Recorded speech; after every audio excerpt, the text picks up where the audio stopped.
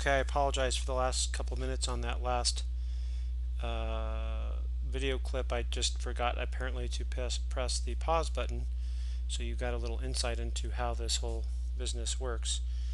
In any case, you saw me writing out the answer. So we have not violated relativity because we had only been considering Anna's clock up till now. If Bob had a clock, and he surely does because he's measuring time just like Anna, so if Bob had a clock, it would only run slowly for Anna, not Bob. Okay, so both Anna and Bob see each other's clock run slow compared to their own, and so the situation is completely symmetric. But of course, the situation is also very counterintuitive, which is one of the things that makes special relativity both interesting and can be somewhat confusing and a little bit difficult. Okay, there's no contradiction between both Anna and Bob seeing each other's clock run more slowly compared to their own, as long as we let go of the concept of absolute time. Okay, and in its place, we accept the notion of relative time and the connection between time coordinates and spatial coordinates. We're going to emphasize this sort of equal footing of time and space in the next lecture when we talk about the geometry of space-time, and we may start to learn how to do space-time diagrams. And so we'll come back to that in a little bit. Okay, now let's move on to considering length contraction, another consequence of Einstein's postulates. So here we're going to start with a similar sort of experiment. We have a cart moving with velocity v to the right. Inside we have Anna, and she's got a clock. It can be a light clock and can be any sort of clock. And we have Bob. We have two Bobs, two twins, standing on the ground, some distance delta x apart. Okay.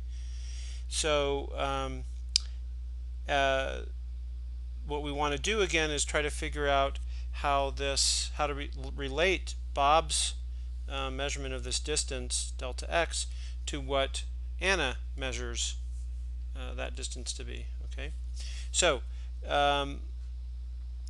again, so at point A, as Anna moves past, at point A, she starts recording ticks from her clock. So we can imagine that this is like a punch card. Every time that her clock ticks, it records, it just makes a notation that there was a tick, it just counts it, or a computer that's doing that, or something, some other automated thing. Okay, and so after 100 ticks, Anna has moved this distance delta x and has reached point B according to Bob. Now, it's very important to remember that the ticks on Anna's clock, okay, are distinct events, right? Because each one of them happens at a particular point in time at a particular point in space. And so Anna and Bob must agree that those events occurred. In particular, they must agree, in this case, that there were 100 of them. Okay, that's really important. So again, the question that we're trying to ask is, or the issue that we're trying to address, we're trying to compare what Anna and Bob measure for this length. So according to Bob, the distance between A and B is what we've called delta x.